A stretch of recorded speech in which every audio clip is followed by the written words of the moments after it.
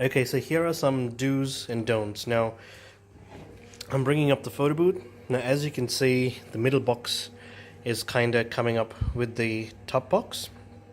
Now, this usually happens because it's brand new, it's really tight, but after a couple of uses, it should loosen up. But if you notice that happening, just apply a little down pressure on the middle box, and you can see that coming up.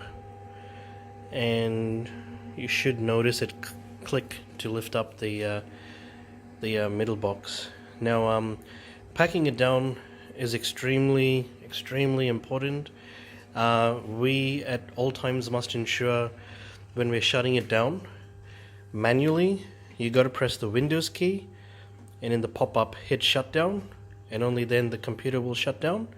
Once you've done that, you got to make sure that the camera lens is sitting flush in there, it's not sticking out, so when it goes down, it's not going to hit on any of the edges right there.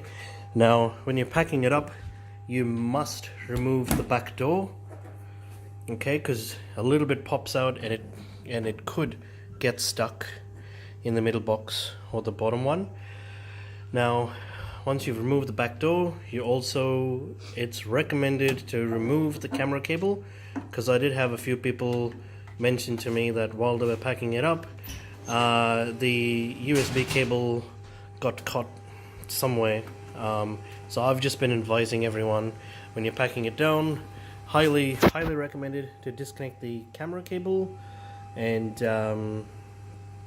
connect it back up again when you start up the photo booth. Now, the blue card over here is your USB. That's where you can plug in your USB. That's your power to the computer, power to the camera. Cameras always remained on. Do not alter any of the camera settings. Now, when you are packing up the photo booth, one thing what you do want to make extremely careful is that we have nothing blocking it. So like your camera lens or the top box, if it slightly comes out, whenever you're bringing it down, always just keep an eye out for it. Always look at the front and at the back, making sure everything is going through fine. Now, you'll notice on the camera side, this edge is going to hit the rubber. That's absolutely fine. Nothing's going to happen to it. It's just a very compact design, let's say, inside there.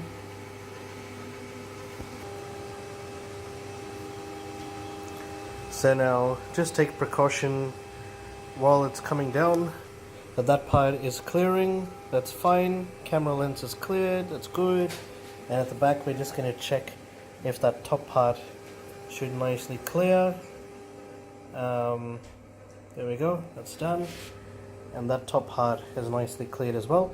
Now, I wouldn't go too low. Look, that's basically where I would want to stop it, because the cables need to go through underneath the box. You can go lower, but I don't recommend it. But somewhere around there, you'll want to stop it and just unplug it from the back.